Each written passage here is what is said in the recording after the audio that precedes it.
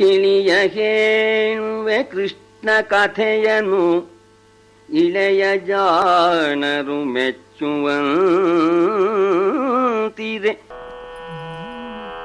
ಇತ್ತ ನೋಡೈ ಸ್ವಾಮಿ ಕಾರ್ಯಕ್ಕೆ ತೆತ್ತ ನೊಡಲನು ವರರಣಾಗ್ರದಳು ಇತ್ತಲೈದನೇ ಭೂಮಿ ಕನ್ಯಾ ಗೋಧನಾವಳಿಯ ಇತ್ತಲೈದನೇ ಭೂಮಿ ಕನ್ಯಾ ಗೋಧನಾವಳಿಯ ಇತ್ತವನು ಸತ್ಪುತ್ರನನು ತಾ ಹೆತ್ತವನು ಗೋವಿಪ್ರಬಾಧೆಗೆ ಸತ್ತವನನು ಎಲೆ ಪಾರ್ಥ ನೋಡು ಉತ್ತಮ ವಿಮಾನದಲ್ಲಿ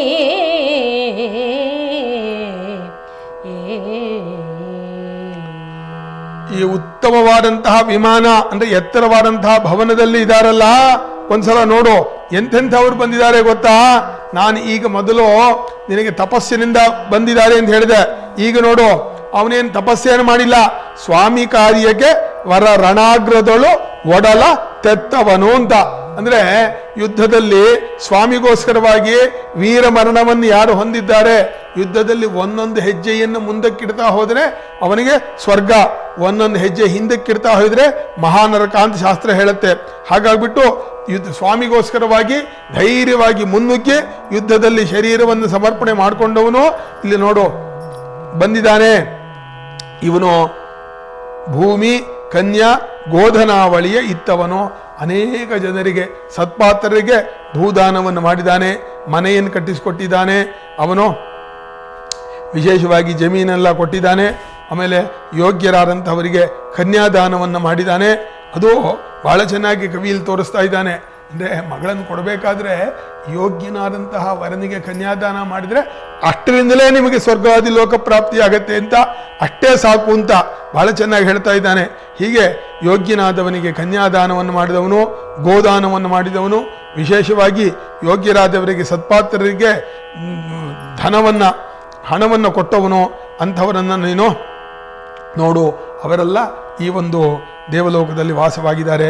ಯಾರು ಸತ್ಪುತ್ರವನ್ನು ಪಡ್ಕೊಂಡಿದ್ದಾನೆ, ಒಳ್ಳೆಯ, ಅದಕ್ಕೆ ಹೇಳ್ತಾರೆ ಸುಪುತ್ರ ಸಪ್ತಮೋ ರಸಃ ಅಂತ.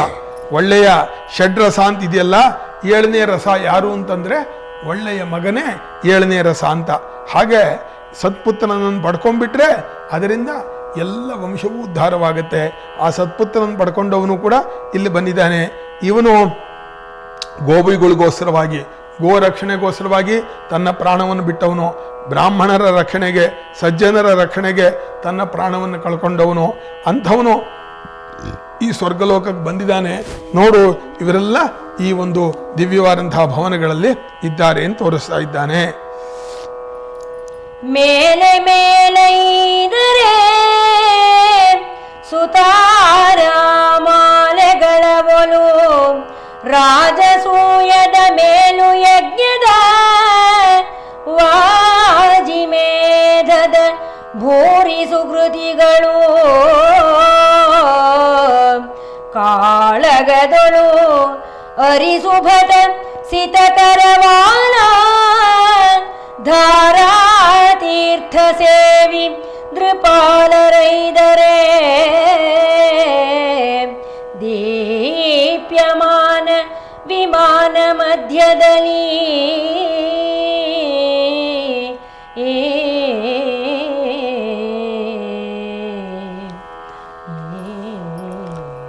ಮೇಲ್ ಹೋಗ್ತಾ ಇದ್ದಾರೆ, ಮುಂದೆ ಹೋಗ್ತಾ ಇದ್ದಾರೆ. ಯಾಕೆಂದ್ರೆ ಸ್ವರ್ಗ ಅಂದ್ರೆ ಭೂಮಿಗಿಂತ ಮೇಲೆ ಅಂತ. ಇದೊಂದು ಆಶ್ಚರ್ಯ ಅಂದ್ರೆ ಯಾವ ಲೋಕದಿಂದ ನೋಡಿದ್ರು ಇನ್ನೊಂದು ಲೋಕ ಮೇಲೆ ಕಾಣುತ್ತೆ. ಚಂದ್ರಲೋಕಕ್ಕೆ ಹೋದವರು ಚಂದ್ರಲೋಕದಿಂದ ಮೇಲ್ ನೋಡಿದ್ರೆ ಭೂಲೋಕ ಕಾಣೋದು, ಎಲ್ಲ ಆಕಾಶದಲ್ಲಿ ಇರೋದ್ರಿಂದ ಮೇಲೆ ನೋಡ್ಬೇಕು. ಅದಕ್ಕೆ ಇಲ್ಲಿ ಹೇಳ್ತಾ ಇದ್ದಾನೆ, ಮೇಲ್ ನೋಡ್ತಾ ಹೋಗು ಅಂತ ಹೇಳ್ಬಿಟ್ಟು ತೋರಿಸ್ತಾ ಇದ್ದಾನೆ. ಒಳ್ಳೆಯ ನಕ್ಷತ್ರಗಳಂತೆ ಪ್ರಕಾಶಮಾನವಾಗಿದ್ದಾರಲ್ಲ ಇವರು, ಮಹಾ ರಾಜಸೂಯವನ್ನ ಮಾಡಿದಂತಹವರು ಇವರು, ಅಶ್ವಮೇಧ ಯಜ್ಞವನ್ನು ಮಾಡಿದವರು ಇವರು, ಭೂರಿ ಸುಕೃತಿಗಳು ಅನೇಕ ಸತ್ಕರ್ಮವನ್ನ ಮಾಡಿದವರು ಇವರನ್ನೆಲ್ಲ ನೋಡು ಅಂತ ಹೇಳ್ಬಿಟ್ಟು ಒಬ್ಬೊಬ್ಬರನ್ನ ತೋರಿಸ್ತಾ ಇದ್ದಾನೆ. ಇವರು ಯುದ್ಧದಲ್ಲಿ ಅರಿಸುಭಟರ ಸಿತಕರವಾಲ, ಆ ಶತ್ರುರಾಜರ ಕೈಯಲ್ಲಿರುವಂತಹ ಆ ಒಳ್ಳೆಯ ಹರಿತವಾದ ಖಡ್ಗವೇನಿದೆ ಅವರ ಖಡ್ಗದ ಧಾರಾ ತೀರ್ಥ ಸೇವಿಗಳು ಅಂತ. ಅಂದ್ರೆ ಆ ಶತ್ರುಗಳ ಖಡ್ಗದಿಂದ ಪ್ರಾಣವನ್ನು ಕಳ್ಕೊಂಡಿದ್ದಾರೆ. ಅಂದ್ರೆ ಯುದ್ಧದಲ್ಲಿ ಇನ್ನೊಬ್ಬರ ಹತ್ರ ನಾವು ಪ್ರಾಣವನ್ನು ಕಳ್ಕೊಂಡ್ರೂ ಕೂಡ ಅದೂ ಕೂಡ ನಮಗೆ ಶುದ್ಧವಾದಂತಹ ಉತ್ತಮವಾದಂತಹ ಪುಣ್ಯಲೋಕ ಪ್ರಾಪ್ತಿಯಾಗತ್ತೆ. ಇವರು ಇನ್ಯಾವುದೋ ತೀರ್ಥವನ್ನು ಸೇವನೆ ಮಾಡಿಲ್ಲ, ಆ ಶತ್ರುಗಳ ಖಡ್ಗದ ಹರಿತವಾದ ಧಾರೆ ಎಂಬ ತೀರ್ಥವನ್ನ ಸೇವೆ ಮಾಡಿದ್ದಾರೆ. ಅಂದ್ರೆ ಅಲ್ಲಿ ವೀರ ಮರಣವನ್ನು ಪಡ್ಕೊಂಡಿದ್ದಾರೆ. ಅಂಥವರೆಲ್ಲ ಈ ವಿಶಾಲವಾಗಿ ಪ್ರಕಾಶಮಾನವಾಗಿರುವಂತಹ ವಿಮಾನಗಳಲ್ಲಿ ಅಂದ್ರೆ ಆ ಅರಮನೆಗಳಲ್ಲಿ ವಾಸವಾಗಿದ್ದಾರೆ ಅಂತ ಹೇಳಿ ಒಬ್ಬೊಬ್ಬರನ್ನ ತೋರಿಸ್ತಾ ಇದ್ದಾನೆ. ಈತ ಭರತನು ದೂರದಳಿ ತೋರ್ಪಾತನು ಹರಿಶ್ಚಂದ್ರ ನಳನೃಗರೀತಗಳು ಪುರುಕುತ್ಸನೀತ ಮರುತ್ತ ನೃಪನೀತ ಈತ ಹೈಹಯ ದುಂದುಮಾರಕನೀತ ನಹುಷ ದಿಲೀಪ ದಶರಥನೀತ ಈತ ರಘುತಾನೀತ ಶಂತನು ಪಾರ್ಥನೋಡೆಂದ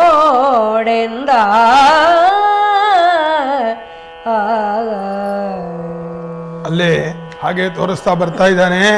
ಈಗ ನಾನು ಸಾಮಾನ್ಯವಾಗಿ ಒಳ್ಳೆಯ ಕೆಲಸವನ್ನು ಮಾಡಿ ಪಡ್ಕೊಂಡಂಥವರನ್ನೆಲ್ಲ ತೋರಿಸ್ದೆ. ಈಗ ಮಹಾ ರಾಜರ್ಷಿಗಳನ್ನೆಲ್ಲ ತೋರಿಸ್ತೀನಿ ನೋಡು. ಇವನು ಭರತ, ಆ ಭರತನಿಂದಲೇ ಭಾರತ ಅನ್ನುವಂಥ ಹೆಸರು ಬಂತು ನಮ್ಮ ದೇಶಕ್ಕೆ. ಅಂಥ ಆ ಭರತ ಚಕ್ರವರ್ತಿ ಈತ, ಅವನು ಭರತ ಚಕ್ರವರ್ತಿ ಸಾಮಾನ್ಯ ಅಲ್ಲ. ಅವನು ತನ್ನ ಮಕ್ಕಳೆಲ್ಲ ರಾಜ್ಯವನ್ನು ಆಳೋದಕ್ಕೆ ಯೋಗ್ಯರಲ್ಲ ಅಂತ ಹೇಳ್ಬಿಟ್ಟು ಬೇರೆಯವನಿಗೆ ತನ್ನ ರಾಜ್ಯವನ್ನು ಕೊಟ್ಬಿಟ್ಟ. ಅಂದರೆ ಅವತ್ತೇ ನಮ್ಮ ದೇಶದಲ್ಲಿ ಪ್ರಜಾಪ್ರಭುತ್ವದ ವ್ಯವಸ್ಥೆ ಇತ್ತು ಅಂತ, ಯಾರಿಗೆ ಯೋಗ್ಯತೆ ಇದೆಯೋ ಅಂಥವನು ಆಳಬೇಕು ಅಂತ. ಹೀಗೆ ಅಂಥ ಭರತ ಮಹಾರಾಜ ಇದ್ದಾನಲ್ಲ, ಇವನೇಪ್ಪ ಆ ದೂರದಲ್ಲಿ ಕಾಣ್ತಾ ಇದ್ದಾನಲ್ಲ, ಅವನು ಹರಿಶ್ಚಂದ್ರ, ಸತ್ಯಕ್ಕೋಸ್ಕರವಾಗಿ ಜೀವನವನ್ನೆಲ್ಲ ಕಳೆದವನು. ಇವನು ನಳ ಮಹಾರಾಜ, ಪುಣ್ಯಶ್ಲೋಕೋ ನಳೋ ರಾಜ ಅಂತ ಹೇಳ್ಬಿಟ್ಟು ಆ ನಳನ ಹೆಸರನ್ನು ಹೇಳಿದರೆ ಪಾಪವೆಲ್ಲ ಪರಿಹಾರವಾಗತ್ತೆ ಅಂತ ಹೇಳ್ಬಿಟ್ಟು ಆ ನೃಗ ಚಕ್ರವರ್ತಿ ಇವನು. ಪುರುಕುತ್ಸನ ಅಂತ ರಾಜ ಇವನು. ಮರುತ್ತ ರಾಜನ ಆ ಯಾಗದಲ್ಲಿ ನಿರಂತರವಾಗಿ ಅವನು ಹೋಮವನ್ನು ಮಾಡ್ತಾ ಮಾಡ್ತಾ ಆ ತುಪ್ಪದ ಧಾರೆಯಿಂದ ಅಗ್ನಿಗೆ ಜೀರ್ಣವಾಯಿತು ಅಂತ. ಅಂದರೆ ಅವನು ಎಷ್ಟು ಯಾಗವನ್ನು ಮಾಡಿದ್ದ ಅಂತ, ಎಷ್ಟು ಜನ ಭೋಜನವನ್ನು ಲೋಕದವರಿಗೆ ಭೋಜನವನ್ನು ಮಾಡಿಸಿದ ಅಂತ. ಯಾಕೆ ಅಂತಂದರೆ ಆ ಸತ್ರಯಾಗದಲ್ಲಿ ಪ್ರತಿನಿತ್ಯವೂ ಕೂಡ ಆ ಹೋಮಕ್ಕೆ ತಕ್ಕಂತೆ ಲಕ್ಷಾಂತರ ಮಂದಿರಿಗೆ ಭೋಜನವೂ ಆಗಬೇಕು ಅಂತ. ಅವನು ಮರುತ್ತ ಮಹಾರಾಜ. ಇವನು ಹೈಹಯ ವಂಶದ ಕಾರ್ತಿವೀರ್ಯಾರ್ಜುನ. ಆ ಕಾರ್ತಿವೀರ್ಯಾರ್ಜುನ ಮಹಿಮೆಯನ್ನು ಒಂದು ಕಡೆಯಲ್ಲಿ ರಘುವಂಶದಲ್ಲಿ ಕಾಳಿದಾಸ ಹೇಳ್ತಾನೆ, ನನ್ನ ರಾಜ್ಯದಲ್ಲಿ ಯಾರೂ ಕೂಡ ಅಕಾರ್ಯದ ಚಿಂತೆಯನ್ನೇ ಮಾಡಬಾರ್ದು.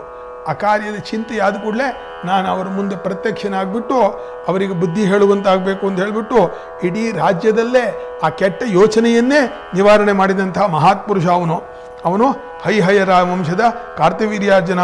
ಈ ದುಂಧು ಮಾರಕ ಅಂತ, ದುಂಧು ಅನ್ನುವಂಥ ಒಬ್ಬ ರಾಕ್ಷಸನನ್ನು ಕೊಂದಂಥ ಮಹಾತ್ಮ ಇವನು. ಲೋಕಕ್ಕೆ ಕಂಟಕನಾಗಿದ್ದ ದುಂಧುವನ್ನು ಕೊಂದದ್ದರಿಂದ ದುಂಧುಮಾರ ಅಂತ ಹೇಳಿ ಅವನಿಗೆ ಹೆಸರು ಬಂತು. ಇವನು ನಹುಷ 100 ಅಶ್ವಮೇಧ ಯಾಗವನ್ನು ಮಾಡಿ ಸ್ವರ್ಗಲೋಕವನ್ನು ಪಡ್ಕೊಂಡವನು. ಇವನು ದಿಲೀಪ, ಗುರುವಾಕ್ಯಕ್ಕೋಸ್ಕರವಾಗಿ ಸರ್ವಸ್ವವನ್ನು ಸಮರ್ಪಣೆ ಮಾಡಿದವನು.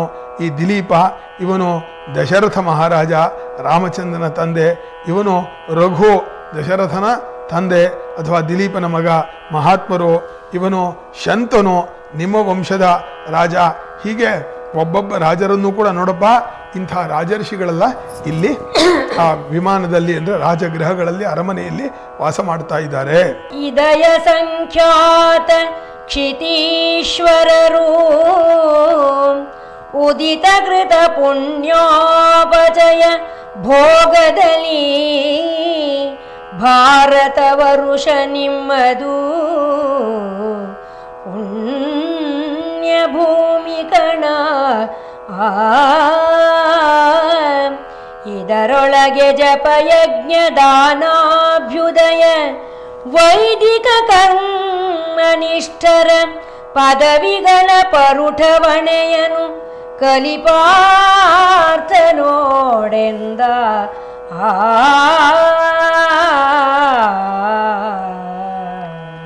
ಅರ್ಜುನ, ಯಾತಕ್ಕೆ ಹೇಳ್ತಾ ಇದ್ದೀನಿ ಅಂದ್ರೆ, ನಿಮ್ಮ ಭಾರತ ಭೂಮಿಯಲ್ಲಿ ಅಸಂಖ್ಯಾತ ಖ್ಯಾತೀಶ್ವರರು ಆಳಿ ಹೋಗಿದ್ದಾರೆ. ಲೆಕ್ಕ ಇಲ್ಲ ಎಷ್ಟು ಜನ ರಾಜರು ಈ ಭೂಮಿಯಲ್ಲಿ ಇದ್ರು ಅಂತ. ಅವರೆಲ್ಲರೂ ಕೂಡ ವಿಶೇಷವಾಗಿ ಪುಣ್ಯವನ್ನ ಸಂಪಾದನೆ ಮಾಡಿದ್ರು, ಪುಣ್ಯಕರ್ಮವನ್ನು ಆಚರಣೆ ಮಾಡಿದ್ರು, ಲೋಕಕ್ಕೆಲ್ಲ ಅವರು ಉಪಕಾರವನ್ನು ಮಾಡಿ ಲೋಕವನ್ನೆಲ್ಲ ಸುಭಿಕ್ಷ ಮಾಡಿದ್ರು. ಅವರ ಒಂದು ಪುಣ್ಯದ ರಾಶಿ ನಿಮ್ಮ ಭೂಮಿಯಲ್ಲಿ ಇದೆಯಪ್ಪ, ನಿಮ್ಮ ಭಾರತ ವರ್ಷದಲ್ಲಿದೆ. ಇದು ನಿಮ್ಮದು ಪುಣ್ಯ ಭೂಮಿ ಕಣ. ಇದರಲ್ಲಿ ವಿಷ್ಣು ಪುರಾಣದಲ್ಲಿ ಹೇಳ್ತಾರೆ, ಯಥೋಹಿ ಪುಣ್ಯಭೂರೇಶ ಅಥೋನ್ಯ ಭೋಗಭೂಮಯ ಅಂತ. ನಿಮ್ಮ ಭಾರತ ಭೂಮಿ ಇದೆಯಲ್ಲ, ಇದು ಪುಣ್ಯ ಭೂಮಿ. ಯಾಕೆ ಅಂತಂದ್ರೆ ದೇವತೆಗಳು ಹೇಳ್ಕೋತಾರಂತೆ, ಅಲ್ಲ ಈ ಭಾರತದಲ್ಲಿರೋರು ಇವರು ನಮ್ಮ ಸ್ವರ್ಗವನ್ನೂ ಪಡೀತಾರೆ ಬೇಕಾದ್ರೆ ಪುಣ್ಯಕರ್ಮದಿಂದ. ಬೇಡ ಸ್ವರ್ಗ ಅಂತಂದ್ರೆ ನೇರವಾಗಿ ಮೋಕ್ಷವನ್ನೇ ಪಡೀತಾರೆ. ನಮಗೆ ದೇವತೆಗಳಿಗೆ ಮೋಕ್ಷವನ್ನು ಪಡೆಯೋದಕ್ಕೆ ಅವಕಾಶವೇ ಇಲ್ಲ. ಈ ಭೋಗದ ಒಂದು ವಾಸನೆಯಲ್ಲಿ ಮೋಕ್ಷಕ್ಕೆ ಮನಸ್ಸೇ ನಮಗೆ ಬರೋದಿಲ್ಲ. ಆದರೆ ಭಾರತದಲ್ಲಿರೋವರಿಗೆ ಮೋಕ್ಷವೂ ಸಿಗುತ್ತೆ, ಸ್ವರ್ಗವೂ ಸಿಗತ್ತೆ. ಆದ್ದರಿಂದ ಭಾರತದ ಯೋಗ್ಯತೆ ನಮ್ಮ ಸ್ವರ್ಗಕ್ಕೂ ಇಲ್ಲ ಅಂತ ಹೊಗಳ್ತಾರಂತೆ. ಅದಕ್ಕೆ ಕವಿ ಹೇಳ್ತಾ ಇದ್ದಾನೆ, ಭಾರತ ವರುಷ ನಿಮ್ಮದು ಪುಣ್ಯ ಭೂಮಿ ಕಣ. ಏನಯ್ಯ ನಿಮ್ಮ ಭೂಮಿ ಬಗ್ಗೆ ಎಷ್ಟು ಹೇಳಿದ್ರು ತೀರೋದಿಲ್ಲ ಕಣಯ್ಯ. ಎಂಥ ಪುಣ್ಯ ಭೂಮಿಯಲ್ಲಿ ನೀನು ಬಂದ್ಬಿಟ್ಟಿದ್ದೀರಪ್ಪ. ಈ ಭಾರತ ಭೂಮಿಯಲ್ಲಿ ನೀವು ಜಪವನ್ನು ಮಾಡಿ, ಯಜ್ಞವನ್ನು ಮಾಡಿ, ದಾನವನ್ನು ಮಾಡಿ, ಈ ಪ್ರತಿನಿತ್ಯದ ಅನುಷ್ಠಾನ, ಯಜ್ಞ ದಾನ ತಪಸ್ಸು ಅಂತ ಏನು ಹೇಳ್ತಾರೆ, ಇದು ಈ ಒಂದು ವಿಶೇಷವಾದ ಅನುಷ್ಠಾನದಿಂದ ಮತ್ತೆ ಆ ವೈದಿಕ ಕರ್ಮಗಳನ್ನು ಅನುಷ್ಠಾನ ಮಾಡೋದರಿಂದ ಅದರಿಂದ ನಾವು ವಿಶೇಷವಾದಂಥ ಭಾಗ್ಯವನ್ನು ಪಡೆಯಬಹುದು. ಕರ್ಮನಿಷ್ಠರ ಪದವಿಗಳ ಪರುಠವಣೆಯನು ಅಂತ. ಹಾಗೆ ಆ ವೈದಿಕವಾದಂಥ ಕರ್ಮನಿಷ್ಠರಾದವರು ಏನೇನು ಆ ಒಂದು ಪದವಿಗಳನ್ನು ಪಡ್ಕೊಂಡ್ರೋ ಅದನ್ನೆಲ್ಲ ನೀನು ನೋಡಬೇಕಪ್ಪ. ನಿಮ್ಮ ಭಾರತ ಭೂಮಿಯ ವೈಶಿಷ್ಟ್ಯ ಕಣಪ್ಪ ಇದೆಲ್ಲ ಅಂತ ಹೇಳ್ಬಿಟ್ಟು ಎಲ್ಲವನ್ನು ತೋರಿಸ್ತಾ ಇದ್ದಾನೆ. ಹೊಳೆಯುತ್ತಿದೆ ದೂರದಲ್ಲಿ ರಜತಾಚಲವ ಕಂಡಂದದಲ್ಲಿ ಕೆಲದಲ್ಲಿ ಬಲ ವಿರೋಧಿಯ ಪಟ್ಟದಾನೆ ಸುರೇಂದ್ರ ನಂದನನೇ ನಿಲಯವದೆನೆ ಸುದೂರದಲ್ಲಿ ತಳತಳಿಸುವ ಅಮಲ ಮುನಿ ಪ್ರಭಾ ಪರಿವಳಯ ರಶ್ಮಿನಿ ಬದ್ಧವಾ ಅಮರಾವತಿಯ ನೋಡೆಂದ.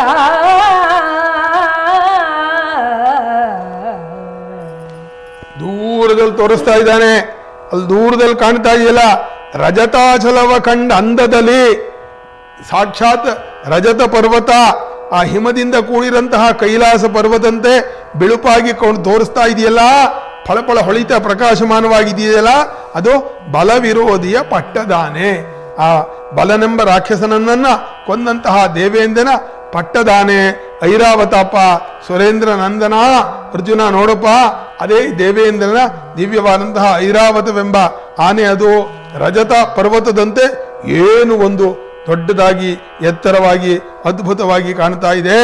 ಅಷ್ಟೇ ಅಲ್ಲ, ನಿಲಯವದು ಏನೇ ಅದರ ಪಕ್ಕದಲ್ಲೇ ದೇವೇಂದ್ರನ ಒಂದು ವಿಶೇಷವಾದಂಥ ವಾಸಸ್ಥಾನವಿದೆ. ಅದು ಅತ್ಯಂತ ಪ್ರಕಾಶಮಾನವಾಗಿದೆ. ಅದನ್ನ ನೀನು ನೋಡಿದ್ರೆ ನಿನಗೆ ಆಶ್ಚರ್ಯವಾಗತ್ತೆ. ಅದು ಮುನಿಪ್ರಭಾ ಪರಿವಳಯ ರಶ್ಮಿ ನಿಬದ್ಧ ಅಂದ್ರೆ ಅತ್ಯಂತ ನಿರ್ಮಲವಾದಂತಹ ಆ ಒಂದು ಪ್ರಭಾ ವಲಯ. ಅಂದ್ರೆ ಸುತ್ತಲೂ ಕೂಡ ಒಂದು ಪ್ರಕಾಶದ ಒಂದು ವಲಯ ಇದೆ ಅಂತ. ಆ ದೇವೇಂದ್ರನ ದಿವ್ಯವಾದಂತಹ ಅಮರಾವತಿ ಪಟ್ಟಣವಿದೆಯಲ್ಲ, ಸುತ್ತಲೂ ಕೂಡ ಒಂದು ಪ್ರಕಾಶದ ಒಂದು ಪರಿವೇಶವಿದ್ದಂತೆ, ಅದಕ್ಕೆ ಸುತ್ತಲೂ ಕಟ್ಟಿದಂತೆ ಅಂತಹ ಒಂದು ದಿವ್ಯವಾದಂತಹ ಪ್ರಕಾಶದಿಂದ ಜಗಮಗಿಸ್ತಾ ಇದೆ. ಅತ್ಯಂತ ದೇದೀಪ್ಯಮಾನವಾಗಿದೆ. ಅಂಥ ಒಂದು ಅಮರಾವತಿಯನ್ನ ದೇವೇಂದ್ರನ ನಿವಾಸ ಸ್ಥಾನವನ್ನು ನೋಡಪ್ಪ ಅಂತ ಹೇಳಿಬಿಟ್ಟು ಆ ದೇವೇಂದ್ರನ ಅಮರಾವತಿಯನ್ನು ತೋರಿಸ್ತಾ ಇದ್ದಾನೆ. ಆ ಅಮರಾವತಿ ಪಟ್ಟಣವನ್ನು ಅರ್ಜುನ ಮಾತಲಿಯ ರಥದಲ್ಲಿ ಪ್ರವೇಶ ಮಾಡ್ತಾ ಇದ್ದಾನೆ.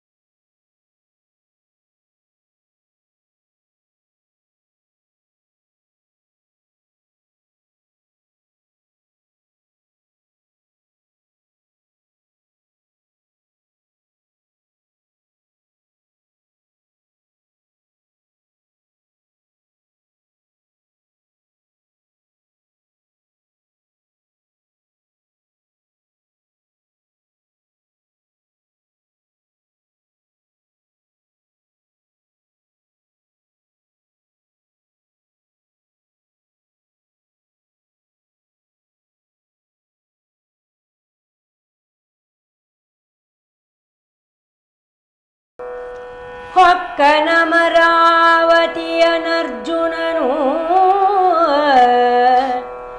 ಎಕ್ಕಸರದಲುಪಾರ್ಜಿಸಿದ ಪುಣ್ಯಕ್ಕೆ ಸರಿಯೇ ನಳನಹೂಷ ಭರತಾದಿ ಭೂಮಿಪರು ಉಕ್ಕಿದವು ಪರಿಮಳದ ತೇಜದ ತೆಕ್ಕೆಗಳು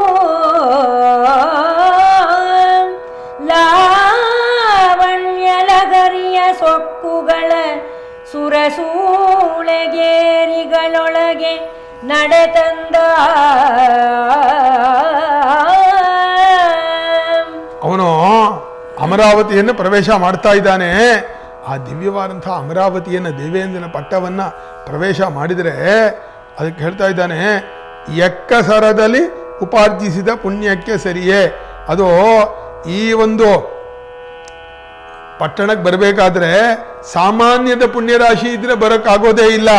ಅಂಥ ಒಂದು ಪುಣ್ಯರಾಶಿಯಿಂದ ಬರಬೇಕು. ನಳ, ನಹುಷ, ಭರತಾದಿ ರಾಜರ್ಷಿಗಳು ತಮ್ಮ ಒಂದು ವಿಶೇಷ ಪುಣ್ಯಕರ್ಮದಿಂದ ಯಾವ ಒಂದು ಅಮರಾವತಿಗೆ ಬಂದಿದ್ರೋ ಅಂಥ ಅಮರಾವತಿಗೆ ಅರ್ಜುನ ಮನುಷ್ಯ ದೇಹದಲ್ಲೇ ಬರ್ತಾ ಇದ್ದಾನೆ.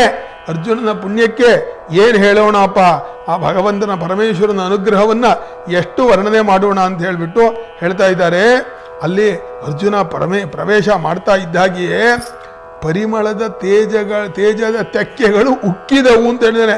ಪರಿಮಳವನ್ನ ಹೊರಕ್ಕೆ ಚೆಲ್ತಾ ಇರುವಂಥ ತೇಜಸ್ಸಿನ ಸಮೂಹವೇ ಎಲ್ಲವೂ ಉಕ್ಕಿ ಬರ್ತಾ ಇದೆಯಂತೆ. ಏನು ವಿಶೇಷವಾದಂತಹ ತೇಜಸ್ಸು, ಆ ತೇಜಸ್ಸಿನಲ್ಲಿ ಪರಿಮಳ ಘಮ ಘಮ ಘಮ ಘಮ ಪರಿಮಳಗಳು ಬರ್ತಾ ಇದೆ. ಆ ಗಾಳಿಯಲ್ಲೇ ಪರಿಮಳ ಸೂಸ್ತಾ ಇದೆ.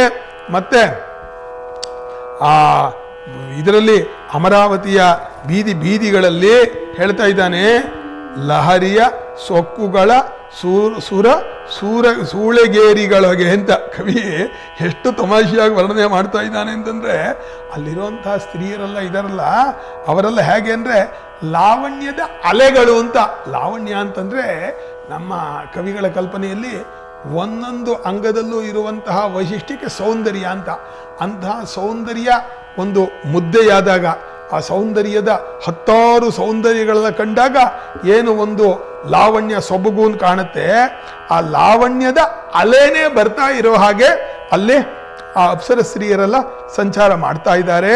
ಆ ಅಪ್ಸರ ಸ್ತ್ರೀಯರ ಸಂಚರಿಸ್ತಾ ಇರುವಂತಹ ಆ ದೇವಲೋಕದ ಬೀದಿಗೆ ಅರ್ಜುನ ಬರ್ತಾ ಇದ್ದಾನೆ. ಇಳಿದು ರಥವನು ದಿವಿಜರಾಯನ ನಿಲಯವನು ಹೊಕ್ಕನು, ಕಿರೀಟಿಯ ನಳವಿಯಲಿ ಕಂಡು ಇದಿರು ಬಂದನು ನಗುತ ಶತಮನ್ಯು. ಸೆಳೆದು ಬಿಗಿಯಪ್ಪಿದನು ಕರದಲ್ಲಿ ತುಳುಕಿ ಕರವನು ತಂದು, ತನ್ನಯ ಕೆಳದೊಳಗೆ ಕುಳ್ಳಿರಿಸಿದನು ಸಿಂಹಾಸನಾರ್ಧದಲ್ಲಿ. ಕರದಲ್ಲಿ ತುಳುಕಿ ಕರವನು ತಂದು ತನ್ನಯ ಕೆಳದೊಳಗೆ ಕುಳ್ಳಿರಿಸಿದನು ಸಿಂಹಾಸನಾರ್ಧದಲ್ಲಿ.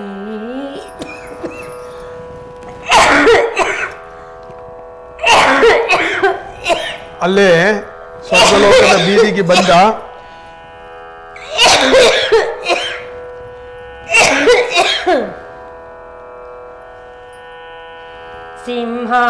ಸಿಂಹಾಸನಾರ್ಧದಲ್ಲಿ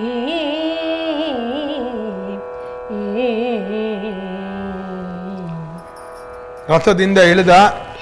ಆಮೇಲೆ ಮಾತಲ್ಲಿ ಹೇಳಿದ, ಇದು ದೇವೇಂದ್ರನ ಸಾಕ್ಷಾತ್ ಅರಮನೆಯಾಗಿದೆ, ಈ ಅರಮನೆಗೆ ನಾವು ಪ್ರವೇಶ ಮಾಡೋಣ ಅಂತ ಹೇಳಿಬಿಟ್ಟು ಆ ಮಾತಲಿಯ ಜೊತೆಯಲ್ಲಿ ದೇವೇಂದ್ರನ ಅರಮನೆಯನ್ನ ಅವನು ಪ್ರವೇಶ ಮಾಡಿದ್ದಾನೆ. ಅರಮನೆಯಲ್ಲಿ ಸಾಕ್ಷಾತ್ ದೇವೇಂದ್ರನೇ ಅರ್ಜುನನ ಸ್ವಾಗತಕ್ಕೆ ಬಂದ್ಬಿಟ್ಟಿದ್ದಾನೆ. ಅರ್ಜುನ ಹತ್ರ ಬರ್ತಾ ಇದ್ದಾಗೆ ದೇವೇಂದ್ರನೇ ಬಹಳ ನಗನಗುತ್ತಾ ಬಂದ್ಬಿಟ್ಟು ಅರ್ಜುನನನ್ನ ಸ್ವಾಗತ ಮಾಡ್ತಾ ಇದ್ದಾನೆ. ಸೆಳೆದು ಬಿಗಿಯಪ್ಪಿದನು. ಅರ್ಜುನನನ್ನ ಬಾಚಿ ತಪ್ಪುಕೊಂಡ್ಬಿಟ್ನಂತೆ. ಏನಪ್ಪ ಅರ್ಜುನ, ಎಷ್ಟು ತಪಸ್ಸಲ್ಲಿ ನೊಂದ್ಬಿಟ್ಯಾ ನೀನು, ಏನಪ್ಪ ನೀನು ಬಂದಿಯಲ್ಲ, ನಿನ್ನನ್ನು ನೋಡಿ ನನಗೆ ಎಷ್ಟು ಸಂತೋಷವಾಗ್ತಾ ಇದೆ ಅಂತ ಹೇಳಿ ಆಲಿಂಗನವನ್ನು ಮಾಡಿಕೊಂಡಿದ್ದಾನೆ. ಕರದಲ್ಲಿ ತುಳುಕಿ ಕರವನ್ನು ತಂದು ಅಂತ ಅವನ ಕೈಯನ್ನು ಬಿಗಿಯಾಗಿ ಹಿಡ್ಕೊಂಡಂತೆ. ದೇವೇಂದ್ರ ಅರ್ಜುನನ ಕೈಯನ್ನು ಹಿಡ್ಕೊಂಡ್ಬಿಟ್ಟು ಬಾ ಅಂತ ಹೇಳಿ ಅರ್ಜುನನಿಗೆ ಅಲ್ಲೇ ಎಲ್ಲರೂ ಒಂದು ಕುರ್ಚಿ ಹಾಕಿ ಕೂತ್ಕೋತೀನಿ, ಎಲ್ಲೋ ಒಂದು ಇದರಲ್ಲಿ ಆಸನದಲ್ಲಿ ಕೂತ್ಕೋತೀನಿ ಅಂತಂದ್ರೆ ಅರ್ಜುನನಿಗೆ ನಾಚಿಕೆ ಆಗ್ಬಿಡ್ತು. ಅರ್ಜುನನ ಕೈಯನ್ನು ಬಿಗಿಯಾಗಿ ಹಿಡ್ಕೊಂಡ್ಬಿಟ್ಟು ನೀನು ಅಲ್ಲೆಲ್ಲ ಕೂರೋದೇ ಅಲ್ಲ, ನಿನ್ನ ಜಾಗ ಎಲ್ಲಿನೋದೇ ಗೊತ್ತಿಲ್ವಲ್ಲ ನಿನಗೆ ಅಂತ ಹೇಳ್ಬಿಟ್ಟು ಬಹಳ ಅಭಿಮಾನದಿಂದ ಕರ್ಕೊಂಡ್ಬಂದು ತನ್ನ ಒಂದು ದೇವೇಂದ್ರ ಯಾವ ಸಿಂಹಾಸನದ ಮೇಲೆ ಕುಳಿತುಕೊಳ್ತಾ ಇದ್ದಾನೆ ಆ ಸಿಂಹಾಸನದಲ್ಲಿ ಪಕ್ಕದಲ್ಲೇ ಅರ್ಜುನನನ್ನು ಕೂರಿಸ್ಕೊಂಡ್ಬಿಟ್ಟಿದ್ದಾನೆ. ಅರ್ಜುನ ಇಂದ್ರನ ಸಿಂಹಾಸನದ ಅರ್ಧದಲ್ಲಿ ಅರ್ಜುನ, ಇಂದ್ರ ಪಕ್ಕದಲ್ಲಿ. ಎಂತೆಂಥ ಮಹಾ ದೇವತೆಗಳೆಲ್ಲ ದೇವೇಂದ್ರನನ್ನು ಸ್ತೋತ್ರ ಮಾಡ್ತಾ ಇದ್ದಾರೆ. ಅಂಥ ಸಿಂಹಾಸನದ ಮೇಲೆ ಅರ್ಜುನನನ್ನು ಪಕ್ಕದಲ್ಲೇ ಕೂರಿಸ್ಕೊಂಡ್ಬಿಟ್ಟ. 100 ಪಶುಗೆಡಹಿಗೆ ಸುರೇಂದ್ರನು ಮಾರುವನು ಗದ್ದುಗೆಯ ಬರಿದೆ ಸೂರೆಗೊಂಡನು ಸುರಪತಿಯ ಸಿಂಹಾಸನದ ಸಿರಿಯ ಮೂರು ಯುಗದ ರಸುಗಳು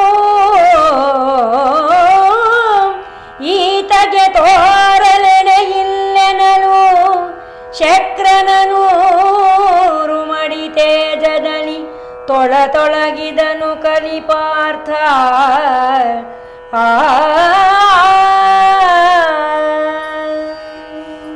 ಜನಮೇಜಯನಿಗೆ ವೈಶಂಪಾಯನ ಹೇಳ್ತಾ ಇದ್ದಾರೆ, 100 ಅಶ್ವಮೇಧ ಯಾಗವನ್ನು ಯಾರು ಮಾಡ್ತಾನೋ ಅಂಥವನಿಗೆ ಇಂದ್ರ ತನ್ನ ಸಿಂಹಾಸನವನ್ನು ಬಿಟ್ಕೊಡ್ತಾನಂತೆ. ಆಯ್ತಪ್ಪ, 100 ಅಶ್ವಮೇಧ ಯಾಗವನ್ನು ಮಾಡಿದೀಯಾ, ನೀನು ನಮ್ಮ ಇಂದ್ರ ಸ್ಥಾನವನ್ನು ಪಡ್ಕೊಳ್ಬಹುದು ಅಂತ. ಅಂಥವನಿಗೆ ಸುರೇಂದ್ರನು ಗದ್ದುಗೆಯ ಮಾರುವನು ಅಂತ. ಅವನು ಇಂದ್ರನಿಗೆ ಆ ಪರ್ಯಾಯವಾಗಿ ಅವನು ಕೂಡ ದೇವೇಂದ್ರನ ಸ್ಥಾನಕ್ಕೆ ಬರಬಹುದು. ಆದರೆ ಅರ್ಜುನ 100 ಇರಲಿ, 1 ಅಶ್ವಮೇಧವನ್ನು, 1 ಸೋಮಯಾಗವನ್ನೂ ಕೂಡ ಮಾಡಿಲ್ಲ. ಅಂಥ ಅರ್ಜುನ ದೇವೇಂದ್ರನ ಸಿಂಹಾಸನವನ್ನೇ ಸೂರೆಗೊಂಡು ಬಿಟ್ಟ. ಆ ದೇವೇಂದ್ರನ ಪಕ್ಕದಲ್ಲೇ ಬಂದು ಕೂತ್ಕೊಂಡ್ಬಿಟ್ಟ. ಹೇಳ್ತಾ ಇದ್ದಾರೆ, 3 ಯುಗದ ಅರಸುಗಳು ಈತಗೆ ತೋರಲೆಣೆ ಇಲ್ಲ. ನಾವು ಹೇಳೋದಾದ್ರೆ 3 ಯುಗ ಕಳೀತಲ್ಲ. ಈಗ ದ್ವಾಪರ ಯುಗ, ಕೃತಯುಗ, ತ್ರೇತಾಯುಗ, ದ್ವಾಪರ ಯುಗ ಅಂತ ಹೇಳಿ ಏನು 3 ಯುಗಗಳಿದೆ. ಆ 3 ಯುಗಗಳಲ್ಲೂ ಕೂಡ ಅರ್ಜುನನಿಗೆ ಸಮಾನನಾದಂತಹ ಒಬ್ಬ ರಾಜನನ್ನ, ಒಬ್ಬ ಯೋಗ್ಯನನ್ನ ನಾನು ನೋಡ್ಲೇ ಇಲ್ಲಪ್ಪ. ಏನ್ ಹೇಳೋದು, ಏನೂ ಮಾಡದೇನೆ ಇಂದನ ಅರ್ಧ ಸಿಂಹಾಸನದಲ್ಲಿ ಕೂರೋದು ಅನ್ನೋದೇನೋ ಶಕ್ರನ 100 ಮಡಿ ತೇಜದಲ್ಲಿ.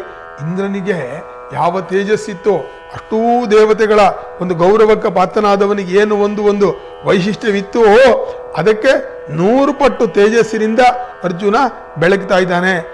ತೊಳಗಿದನು ಅರ್ಜುನ, ಬೆಳಗ್ತಾ ಇದ್ದಾನೆ. ನೋಡಿದವರಿಗೆಲ್ಲ ಆಶ್ಚರ್ಯವಾಗ್ತಾ ಇದೆ ಅರ್ಜುನನನ್ನ ಕಂಡುಬಿಟ್ಟು. ನುಸಿಗಳಿವದಿರು ಮರ್ತ್ಯರೆಂಬುವರು ಹೊಸಗೆಯ ಮರಾವತಿಯೊಳು ಏನಿದು ಹೊಸತಲ ಬಂದಾತನಾರೋ ಪೂತುರೇಯನುತ ವಸುಗಳಾದಿತ್ಯರು ಭುಜಂಗಮ ವಿಸರ ಗಂಧರ್ವಾದಿ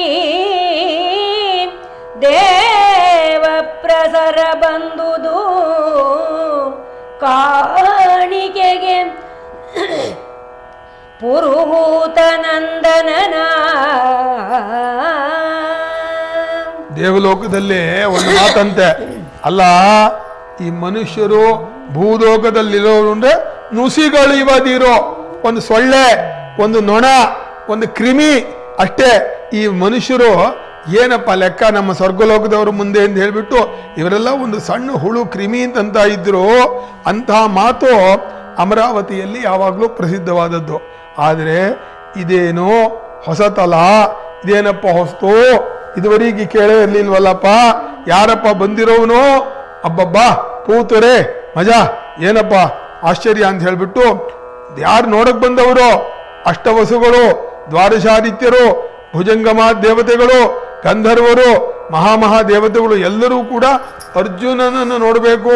ಬಂದವನು ಎಂಥ ಮಹಾಮಹಿಮಾಪ, ಇಂದನ ಅರ್ಧ ಸಿಂಹಾಸನದ ಮೇಲೆ ಕೂತ್ಕೊಂಡ್ಬಿಟ್ಟಿದ್ದಾನೆ ಅಂದ್ರೆ ಒಂದ್ಸಲ ನೋಡ್ಬೇಕಯ್ಯ ಅಂಥವನನ್ನು ನಾವು ಕೂಡ ಅಂತ ಹೇಳ್ಬಿಟ್ಟು ಅರ್ಜುನನನ್ನು ನೋಡೋದಕ್ಕೆ ದೇವತೆಗಳ ದಂಡೆ ಬರ್ತಾ ಇದೆ. ಒಂದಿನುತ್ಸವದ ಮರಣಿಕರದ ಸಂದಣಿಯನು ಏನನೆಂಬೆನು ಇಂದ್ರನ ಮಂದಿರದೊಳು ಒತ್ತೊತ್ತೆಯಾದುದು ಜನದ ದೊಂಬಿಯಲಿ ಮಂದಿ ತೊಲಗಲಿ ತೆರಹುಗಳು ಹೊಯ್ ಮುಂದಣವರನು ಗಜಬಜವ ಮಾಣೆಂದು ಗರ್ಜಿಸಿದಿಂದನಾಸ್ಥಾನದಲ್ಲಿ ಸುರನಿಕರ. ಅಲ್ಲೇ ಅರ್ಜುನ ಬಂದುಬಿಟ್ಟಿದ್ದಾನೆ. ಅರ್ಜುನನನ್ನು ನೋಡೋದಕ್ಕೆ ದೇವತೆಗಳೆಲ್ಲ ಬರ್ತಾ ಇದ್ದಾರೆ. ಅದ್ಭುತವಾದಂತಹ ಒಂದು ಸಂದರ್ಭ ಬಂದುಬಿಟ್ಟಿದೆ. ಅವತ್ತಿನ ಉತ್ಸವದ ವಿಶೇಷವನ್ನ ಅಮರ ನಿಖರದ ಸಂದಣಿಯನು ಏನನೆಂಬೆನು ಅಂತ ಅವತ್ತು ಆ ದೇವತೆಗಳ ಸಮೂಹವೆಲ್ಲ ಬಂದ್ಬಿಟ್ಟು ಅಲ್ಲಿ ಒಂದು ದೊಡ್ಡ ನುಗ್ಗುಲಾಗ್ಬಿಟ್ಟಿದೆ. ನೋಡೋದಕ್ಕೆ ಇಂದ್ರನ ಆಸ್ಥಾನ ಅಲ್ಲಿ ಎಷ್ಟು ಜನ ಸೇರಿದ್ರು ಕೂಡ ಅದು ಜಾಸ್ತಿ ಆಯಿತು ಅಂತ ಆಗೋದಿಲ್ಲ, ನುಗ್ಗುಲು ಅಂತ ಆಗೋದಿಲ್ಲ. ಒಟ್ಟಿಗೆ ಕೋಟಿ ಗಟ್ಟಲೆ ದೇವತೆಗಳು ನುಗ್ಗು ಬಂದ್ಬಿಟ್ಟಿದ್ದಾರೆ. ಹಾಗಾಗ್ಬಿಟ್ಟು ಇಂದ್ರನ ಮಂದಿರದಳು ಒತ್ತೊತ್ತೆಯಾದುದು ಜನದ ದೊಂಬಿಯಲ್ಲಿ. ಜನಗಳ ದೊಂಬಿ ಅಂತೆ ಒಂದು ದೊಡ್ಡ ಇದಾಗ್ಬಿಡ್ತು, ಜನಗಳ ಗುಂಪು. ಆ ದೊಡ್ಡ ದೊಂಬಿಯಲ್ಲಿ ಎಲ್ಲ ಸೇರ್ಕೊಂಡ್ಬಿಟ್ಟು ಒಬ್ಬೊಬ್ಬರು ತಳ್ಳಾಡ್ತಾ ಇದ್ದಾರೆ, ಮುಂದೆ ನುಗ್ಗಕ್ಕೆ ಓಡ್ತಾ ಇದ್ದಾರೆ, ಆಗ್ತಾನೆ ಇಲ್ಲ. ಅಲ್ಲಿ ಸಭೆಯಲ್ಲಿ ನಿರ್ವಾಹಕಿದ್ರಲ್ಲ ಅವ್ರು ಹೇಳ್ತಾ ಇದ್ದಾರೆ, ಮಂದಿ ತೊಲಗಲಿ ಸ್ವಾಮಿ, ಜನ ಹೊರಗೆ ಹೋಗ್ಲಿ, ತರಹು ಕೊಡು, ದಾರಿ ಕೊಡ್ರಿ, ಹೊಡೀರಿ ಅವನನ್ನ, ಮುಂದಣದವರನ್ನು ಹೊಡೀರಿ ಅವರಿಗೆ ಏಟ್ ಕೊಡ್ರಿ, ಏನಿದು ಒಳ್ಳೆ ನುಗ್ಗುಲು ಮಾಡ್ತಾ ಇದ್ದಾರೆ ಅಂತ ಹೇಳ್ಬಿಟ್ಟು ಗಜಬಜವ ಮಾಡು, ಇಲ್ಲಿ ಯಾವುದೇ ಒಂದು ಗಲಾಟೆ ಬೇಡ, ಇಲ್ಲಿ ಗಲಾಟೆ ಆದ್ರೆ ಆಗೋದಿಲ್ಲ ಅಂತ ಹೇಳ್ಬಿಟ್ಟು ಇಂದ್ರನ ಆಸ್ಥಾನದಲ್ಲಿ ಆ ಒಂದು ಸಭಾ ಮಂಟಪದ ನಿರ್ವಾಹಕರೇ ಕೂಗಾಡ್ತಾ ಇದ್ದಾರೆ. ಅವರಿಗೆ ಆ ಜನಗಳ ಒಂದು ನುಗ್ಗುಲನ್ನ, ಆ ಸಂಬರ್ಧವನ್ನ ತಡೆಯಕ್ಕೆ ಆಗ್ತಾ ಇಲ್ಲ. ಅಂಥ ಒಂದು ಜನಗಳ ಸಂದಣಿ ಆಗ್ಬಿಟ್ಟಿದೆ ಅರ್ಜುನ ಸಭೆಯಲ್ಲಿ ಕುಳಿತ ಸಮಯದಲ್ಲಿ. ನೂಕು ಬಾಗಿಲ ಚಾಚು ಬಣಗುದಿವೋ ಕಸರ ನಿಲ್ಲಿಸು,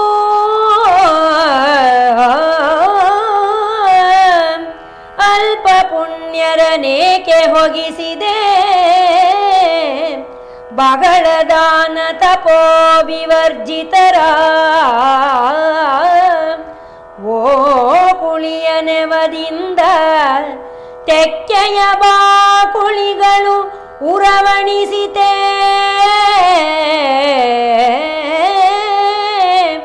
ತಮಗೇಕೆ ರಂಭಾದಿಗಳ ಸೋಂಕು ಎಂದುದು ಸುರಸ್ತೋಮ.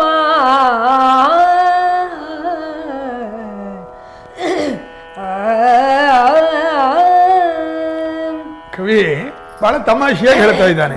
ಇಲ್ಲಿ ಇವತ್ತು ಅರ್ಜುನ ಬಂದಾಗ, ಇಲ್ಲಿ ನಮ್ಮಲ್ಲೂ ದೊಡ್ಡ ದೊಡ್ಡ ವ್ಯಕ್ತಿಗಳು ಬಂದಾಗ ಏನಾದ್ರು ಸಾಂಸ್ಕೃತಿಕ ಕಾರ್ಯಕ್ರಮ ನಡೆಯುತ್ತೆ. ಅರ್ಜುನ ಇವತ್ತು ಬರ್ತಾ ಇದ್ದಾನೆ.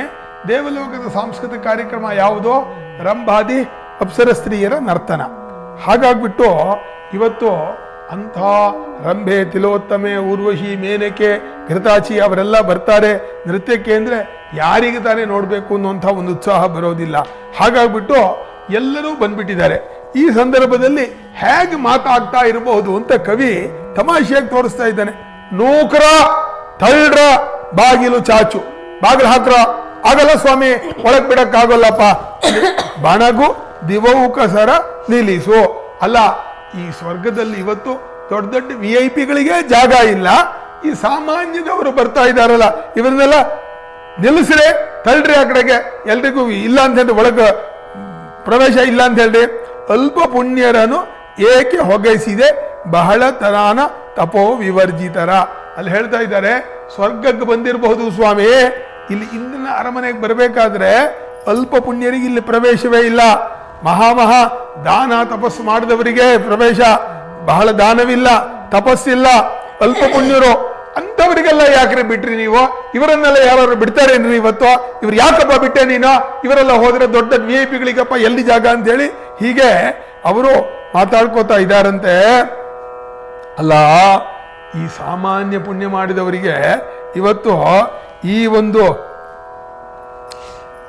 ಸಿಕ್ಕಿದ್ದೇ ಸೀರಿಂಡು ಅನ್ನೋ ಹಾಗೆ ಅರ್ಜುನ ಬಂದ ಸಂದರ್ಭದಲ್ಲಿ ಹೇಗೋ ಎಲ್ರು ಹೋಗ್ತಾ ಇದ್ದ ಗುಂಪಲ್ ಗೋವಿಂದ ಅಂತ ಎಲ್ರು ಈ ನೆಪದಿಂದ ಎಲ್ಲ ಬರ್ತಾ ಇದ್ದಾರಲ್ಲ, ಬರ್ತಾ ಇದ್ದಾಗ ಅವ್ರು ಹೇಳ್ತಾ ಇದ್ರೆ, ಓಕುಳಿಯ ನೆವದಿಂದ ತೆಕ್ಕೆಯ ಬಾಕುಳಿಗಳು ಉರವಣಿಸಿತೆ ಅಂತ. ಅಲ್ಲ, ಮೆಲ್ಲಕ್ಕೆ ಅಪ್ಸರ ಸ್ತ್ರೀಯರನ್ನ ಆಲಿಂಗನ ಮಾಡ್ಕೋಬೇಕು ಅಂತ ಅನ್ಕೋಬಿಟ್ರ ಇವರು? ಅಂತ ಒಂದು ಬಯಕೆ ಬಂದ್ಬಿಡ್ತಾ. ಈ ಸಂದರ್ಭದಲ್ಲಿ ಏನು ಗೊತ್ತಾಗಲ್ಲ, ಎಲ್ಲ ಒಳಗೆ ಹೋಗಿರ್ತಾರೆ, ಅಪ್ಸರ ಸ್ತ್ರೀಯರು ಹಾಗೆ ತಿರುಗಾಡ್ತಾ ಇರ್ತಾರೆ ಒಳಗೆ. ಹಾಗಾಗ್ಬಿಟ್ಟು ಮೆಲ್ಲಕ್ಕೆ ಯಾರನ್ನೋ ಒಬ್ಬರನ್ನ ಆಲಿಂಗನ ಮಾಡ್ಕೊಂಡಾಯ್ತು ಅಂತ ಆ ಥರ ಏನಾದ್ರು ಬಂದ್ಬಿಡ್ತಾ? ಅಲ್ಲ, ಈ ಸಾಮಾನ್ಯರಿಗೆ ತಮಗೇಕೆ ರಂಭಾದಿಗಳ ಸೋಂಕು? ಏನ್ರಿ ನೀವು ಆಡಿನ ಕೊಟ್ಟಿಗೆಯವರಿಗೆ ದೇವಲೋಕದ ಸ್ವಪ್ನವೇ ಅಂತ? ನಿಮ್ಮ ಒಂದು ಯೋಗ್ಯತೆಗೆ ರಂಭಾದಿಗಳನ್ನ ನಾನು ಒಂದ್ಸಲ ಮುಟ್ಟಬೇಕು, ರಂಭಾದಿಗಳ ಸ್ಪರ್ಶ ಮಾಡಬೇಕು ಅಂತ ನಿಮ್ಗೆ ಯಾಕ್ರಿ ಆ ಒಂದು ಅಬಯಕೆ? ನಿಮ್ಮ ಯೋಗ್ಯತೆ ತಕ್ಕಂತೆ ಇರಬಾರ್ದು ಎಂದ್ರಿ ಅಂತ ಹೇಳ್ಬಿಟ್ಟು ಆ ಸಭೆಯಲ್ಲಿ ಇದ್ದಂತಹ ಆ ವ್ಯವಸ್ಥಾಪಕರು ಮಾತಾಡ್ತಾ ಇದ್ದಾರೆ. ತೊಲಗಿಸೋ ಮಂದಿಯನು ತೆಗೆ ಬಾಗಿಲನೆನಲು ಕವಿದುದು ಸುರೇಂದ್ರನ ಲಲನೆಯರು ಲಾವಣ್ಯ ಲಹರಿಯ ಲಲಿತ ವಿಭ್ರಮದ ಸುಳಿಗುರುಳ ನಿಟ್ಟೆಸಳುಗಂಗಳ ಹೊಳೆವ ಕದಪಿನಕ ನುಂಗೊರಳ ಬಲುಮಲೆಯ ಮೋಗರ ನೂಕಿತು ಅಮರೀವಾರ ನಾರಿಯರ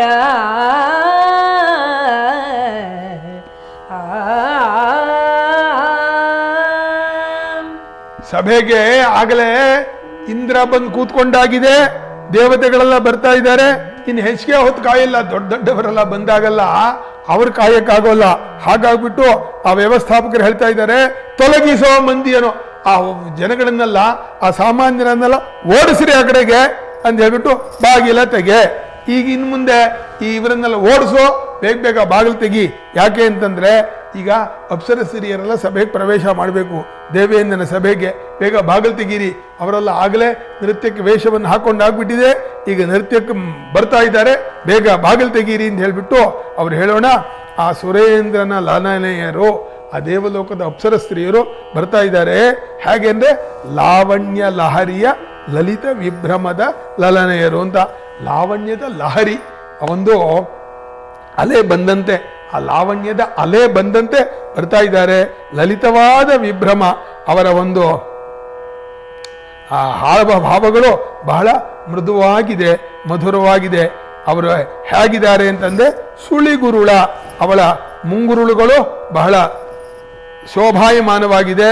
ಮತ್ತೆ ನಿಟ್ಟೆಸಳು ಗಂಗಳ, ಅವಳ ಕಣ್ಣುಗಳು ಎಸಳು ಕಣ್ಣುಗಳು, ಬಹಳ ಒಳ್ಳೆಯ ಸುಂದರವಾದ ಕಣ್ಣುಗಳು. ಹೊಳೆವ ಕದಪು, ಅವರ ಕೆನ್ನೆಗಳು ಅತ್ಯಂತ ಪ್ರಕಾಶಮಾನವಾಗಿದೆ. ನುಣ್ಗೊರಳ, ಅವರ ಕೊರಳು ಕುತ್ತಿಗೆ ಬಹಳ ಒಂದು ನುಣುಪಾಗಿದೆ, ಮೃದುವಾಗಿದೆ. ಅವರು ಅತ್ಯಂತ ಸುಂದರಿಯರಾದಂತಹ ಆ ಒಂದು ಅಪ್ಸರ ಸ್ತ್ರೀಯರ ಮೋಹರ ನೂಕಿತು ಅಂತ. ಅವರ ಒಂದು ಸಮೂಹವೇ ಅಲ್ಲಿ ಬಂದು ಸೇರ್ಕೊಂಡ್ಬಿಟ್ಟಿದೆ. ಅಮರೀ ನಾರಿಯರು, ಆ ಒಂದು ಅಪ್ಸರ ಸ್ತ್ರೀಯರ ಒಂದು ಸಮೂಹ ಅಲ್ಲಿ ಬಂದು ಸೇರ್ಕೊಂಡ್ಬಿಟ್ಟಿದೆ.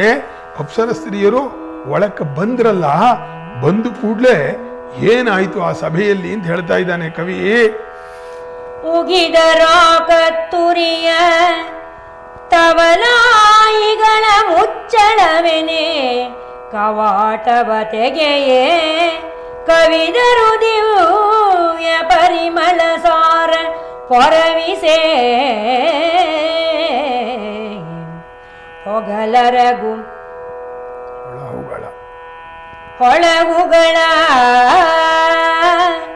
ಕಡೆಗಣ್ಣುಗಳ ಬಲುಗರುವಾಯಿ ಮುಸುಕಿನ ಬಿಗುಹುಗಳ ಬಿರಿದಂಕ ಕಾತಿಯರು ಇಂದ್ರನೋಲಗದ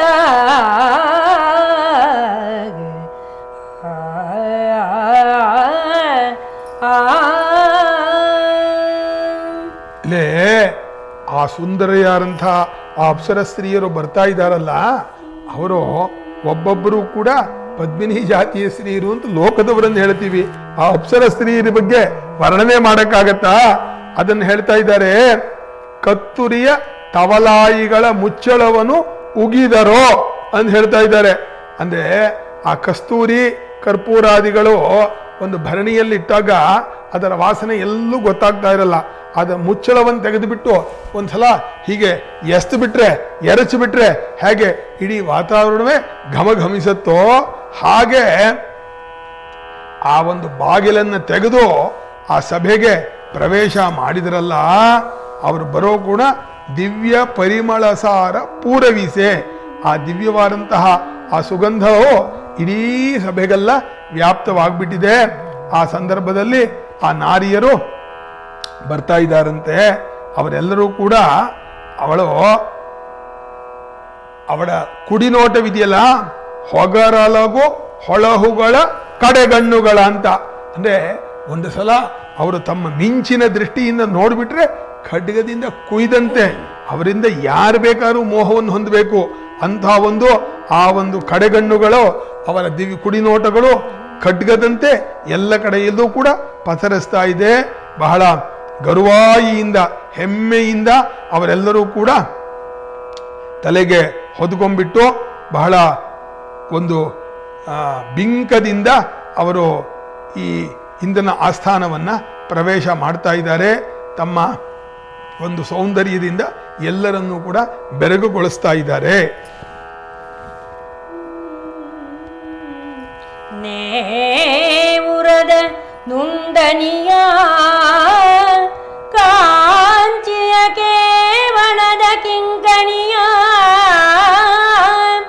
ರಭಸದ ನೇವಣಗಳು ಉಲುಹುಗಳ ಮೌಳಿಯ ಮುರಿದ ಮುಸುಕುಗಳ ಭಾವದುಬ್ಬಿನ ಚೆಲ್ಲೆಗಂಗಳ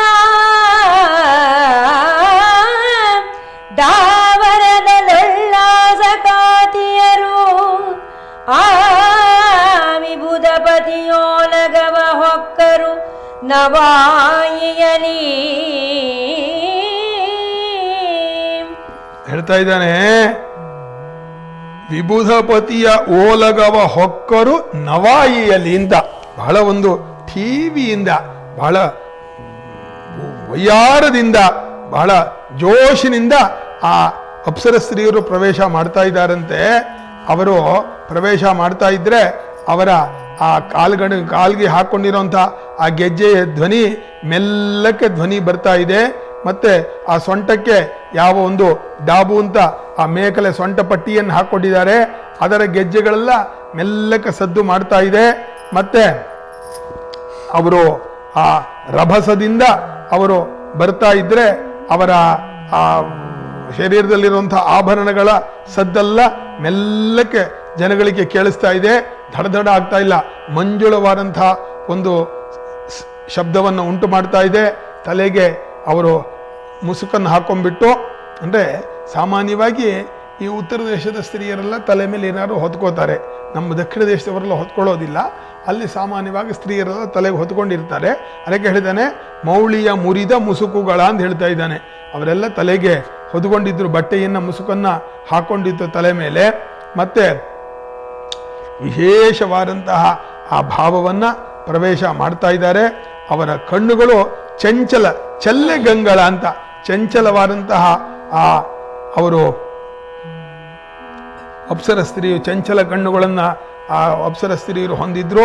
ಅಂತಹ ಒಂದು ಅಪ್ಸರ ಸ್ತ್ರೀಯರು ಡಾವರದ ಡೊಳ್ಳಾಸ ಕಾತಿಯರು ಅಂತ.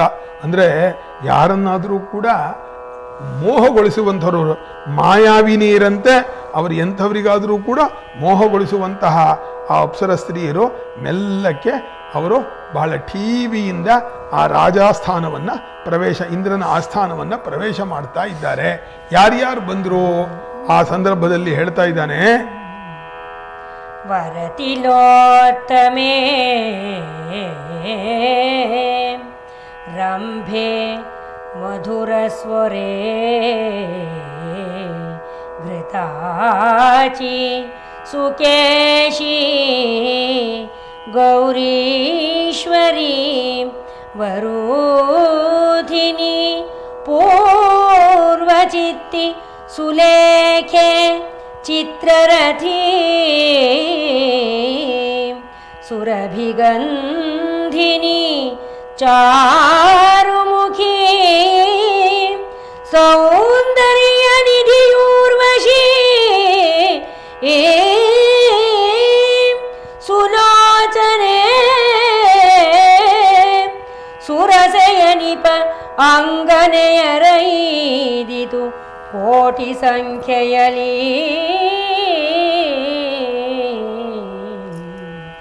ಅಲ್ಲಿಗೆ ಬಂದಂಥ ಅಪ್ಸರ ಸ್ತ್ರೀಯರು ಸಾಮಾನ್ಯರಲ್ಲ ಅಂತ, ತಿಲೋತ್ತಮೆ ಅಂತ.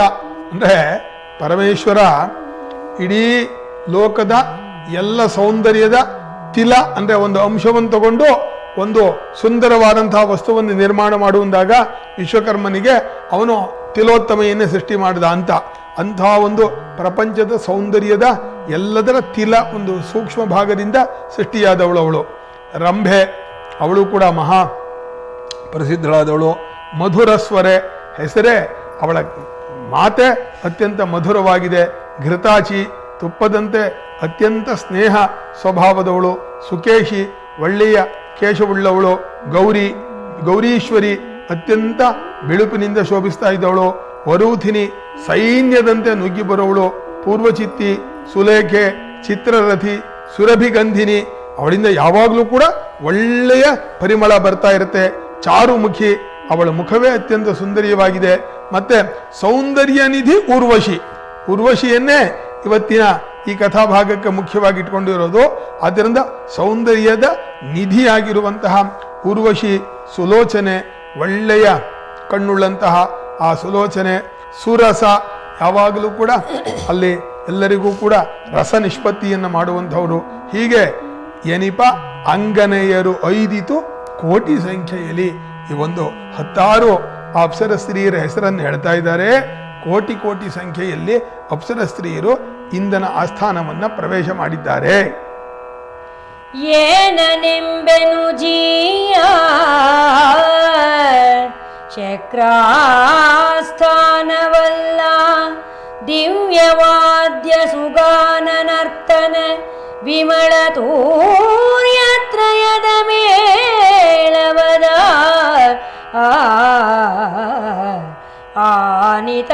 ಆನಿತಂಬಿನಿಯರ ಸುರೇಖಾಸ್ಥಾನಕದ ನಿರುಗೆಯ ಸುಢಾಳದ ಅನೂನ ಸಂಮೋಗನದ ತೂಕದ ಭಾವಭಂಗಿಗಳ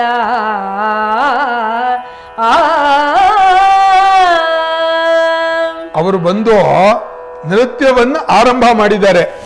ಈಗ ಹೇಳ್ತಾ ಇದ್ದಾರೆ ಏನೇನೆಂಬೆನು ಜೀಯ. ಏನಪ್ಪ ಅವರ ನೃತ್ಯವನ್ನ ಏನು ಅಂತ ವರ್ಣನೆ ಮಾಡಲಿ, ನಮ್ಮಂಥವರಿಗೆ ವರ್ಣನೆ ಮಾಡಕ್ಕಾದ.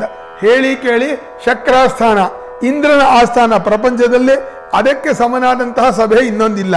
ಆ ಇಂದ್ರನ ಸಭೆ ಅಲ್ಲಿ ದಿವ್ಯವಾದಂತಹ ವಾದ್ಯ, ದಿವ್ಯವಾದಂತಹ ಗಾನ, ದಿವ್ಯವಾದಂತಹ ನರ್ತನ, ಇದು ಮೂರು ಕೂಡ ಗಾನ, ನರ್ತನ ಮತ್ತೆ ವಾದ್ಯ ಮೂರು ಸೇರ್ಕೊಂಡಾಗ ಅದನ್ನು ಸಂಗೀತ ಅಂತಾರೆ. ಮೂರರ ಮೇಳವಾದಾಗ ಅದರ ವಿಮಳ ತೂರ್ಯತ್ರಯದ ಮೇಳವಾದ ಅಂದ್ರೆ ಈ ಮೂರು ಸೇರ್ಕೊಂಡ್ಬಿಟ್ಟಿದೆ. ಸಂಗೀತ ಅಂತ ಏನು ಕರೀತಾರೆ, ಆ ಮೂರು ಸೇರ್ಕೊಂಡು ನಡೀತಾ ಇರುವಂತಹ ಆ ನೃತ್ಯದ ಕಾರ್ಯಕ್ರಮದ ಬಗ್ಗೆ, ಆ ಪ್ರದರ್ಶನದ ಬಗ್ಗೆ ಏನು ಹೇಳಲಿ.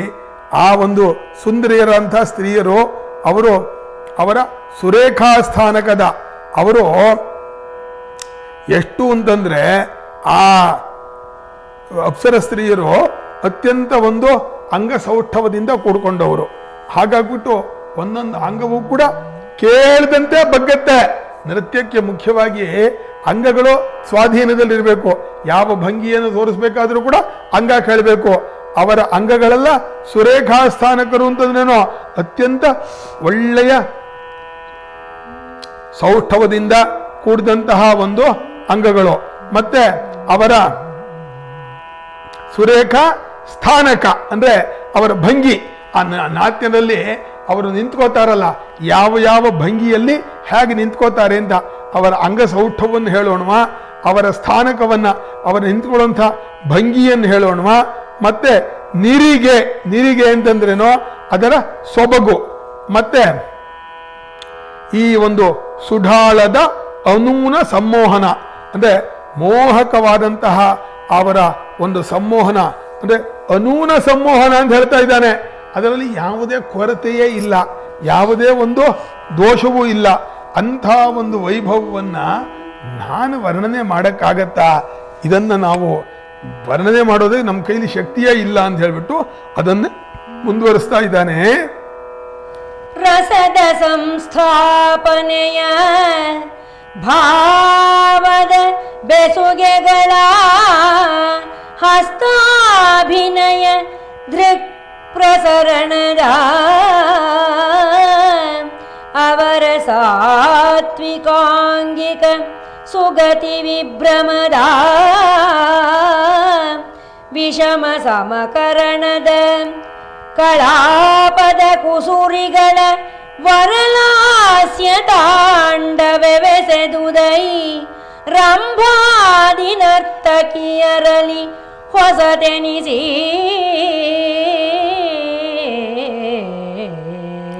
ಅಂದ್ರೆ ಆ ರಂಭಾದಿ ನರ್ತಕಿಯರು ಅವ್ರು ನೃತ್ಯ ಮಾಡ್ತಾರಲ್ಲ, ಅದು ನಿತ್ಯ ನೂತನವಾಗತ್ತೆ ಅಂತ, ಹೊಸ ತನಿಸಿ ಅಂತ. ಅವ್ರಿಗೆ ಯಾವತ್ತೂ ಕೂಡ ನೆನ್ನೆ ಮಾಡಿದ್ ಇವತ್ತಿಲ್ಲ, ಇವತ್ತು ತೋರಿಸಿದ್ ನಾಳೆ ಇಲ್ಲ. ಅವ್ರದ್ದು ಯಾವತ್ತೂ ಕೂಡ ನಿತ್ಯ ನೂತನ.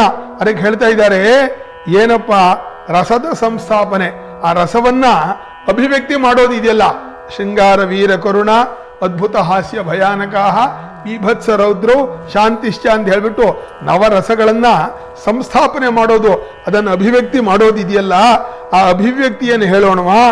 ಭಾವದ ಬೆಸುಗೆಗಳ ಹಸ್ತಾಭಿನಯ ಅಂತ. ಆ ಭಾವವನ್ನ ಬೆಸಿಬೇಕಲ್ಲ, ಜೋಡಿಸ್ಬೇಕಲ್ಲ, ಅದಕ್ಕೆ ಹಸ್ತಾಭಿನಯ ಬಹಳ ಮುಖ್ಯ. ಅಂಗವನ್ನ ಪ್ರಸಾರ ಮಾಡೋದು, ಕೈ ತೋರಿಸೋದು ಇದೆಯಲ್ಲ, ಅದು ಬಹಳ ಮುಖ್ಯ.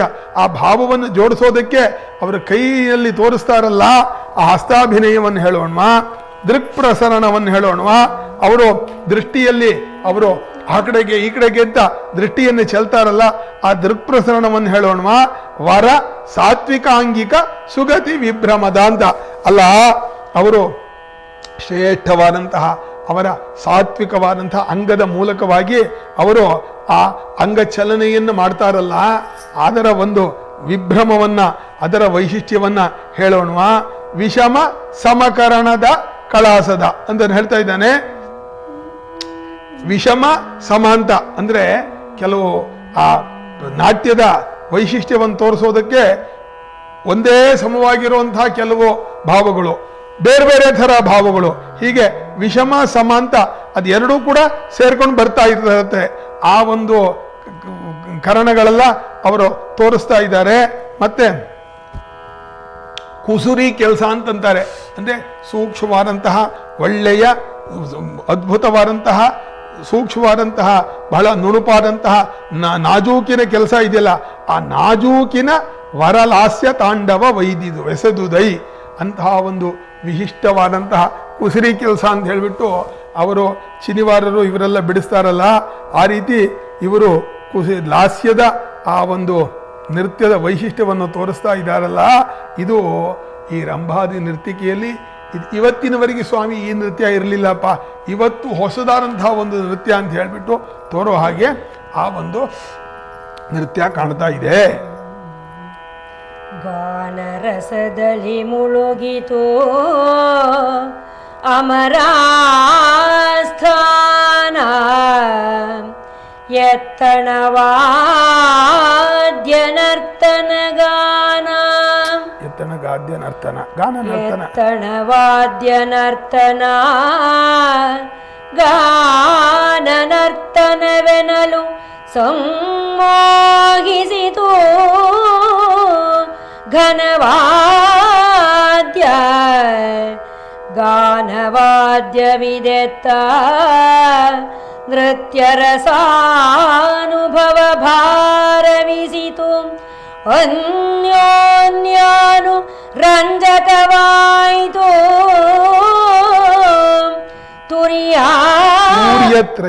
ತೂರ್ಯತ್ರಯದ ಮೇಳಪ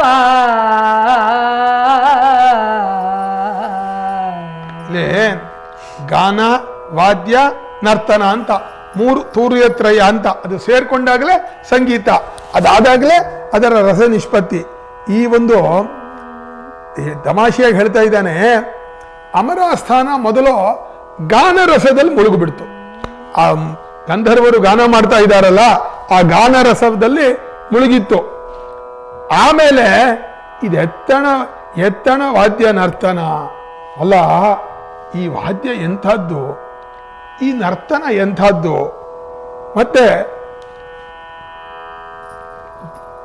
ಗಾನ ಹೆಚ್ಚೋ ವಾದ್ಯ ಹೆಚ್ಚೋ ನರ್ತನ ಹೆಚ್ಚೋ ನೋಡ್ತಾ ಇದ್ರೆ ಅನ್ಸತ್ತಂತೆ, ಸ್ವಾಮಿ ಈ ನೃತ್ಯಕ್ಕೆ ಯಾವ ವಾದ್ಯವೂ ಗಾನವೂ ಕೂಡ ಸಾಕಾಗೋದಿಲ್ಲ ಅಂತ ಒಬ್ರಂದ್ರೆ, ಈ ಗಾನಕ್ಕೆ ಯಾವ ನೃತ್ಯವೂ ಯಾವ ವಾದ್ಯವೂ ಆಗೋಲ್ಲ ಅಂತ. ಈ ವಾದ್ಯಕ್ಕೆ ಸ್ವಾಮಿ ಬಿಡಿ, ಯಾವ ಇದು ಕೂಡ ನೃತ್ಯವೂ ಇಲ್ಲ, ಯಾವ ಗಾನವೂ ಇಲ್ಲ ಅಂತ. ಅದದ್ದೇ ವೈಶಿಷ್ಟ್ಯ. ಆ ಗಾನವೇ ಅದ್ಭುತವಾಗಿದೆ, ಆ ವಾದ್ಯವೇ ಅದ್ಭುತವಾಗಿದೆ, ಆ ನೃತ್ಯವೇ ಅದ್ಭುತವಾಗಿದೆ. ಹೇಳ್ತಾ ಇದ್ದಾನೆ, ಗಾನ ವಾದ್ಯ ನೃತ್ಯ ರಸಾನುಭವ ಭಾರವಿಸಿತು. ಆ ಮೂರು ಕೂಡ ಸೇರ್ಕೊಂಡ್ಬಿಡ್ತು, ಅನ್ಯೋನ್ಯಾನುರಂಜಕವಾಯಿತು. ಆ ಗಾನ ವಾದ್ಯಗಳು ನೃತ್ಯವನ್ನು ಪೋಷಿಸ್ತಾ ಇದೆ, ನೃತ್ಯ ವಾದ್ಯಗಳು ಗಾನವನ್ನು ಪೋಷಿಸ್ತಾ ಇದೆ, ವಾದ್ಯ ನೃತ್ಯಗಳು ಗಾನವನ್ನು ಹೀಗೆ ಒಂದೊಂದನ್ನ ಪೋಷಿಸ್ತಾ ಅದು ಅದ್ಭುತವಾದಂತಹ ಒಂದು ತೂರ್ಯತ್ರಯದ ಮೇಳದಲ್ಲಿ ಈ ಒಂದು ಇಂದ್ರನ ಆಸ್ಥಾನದಲ್ಲಿ ವಿಶೇಷವಾಗಿ ಇವರ ನೃತ್ಯ ನಡೀತಾ ಇದೆ. ಹೀಗೆ ಅದ್ಭುತವಾದಂತಹ ಒಂದು ನೃತ್ಯವನ್ನ ಕವಿ ಇಲ್ಲಿ ವರ್ಣನೆ ಮಾಡ್ತಾ ಇದ್ದಾನೆ.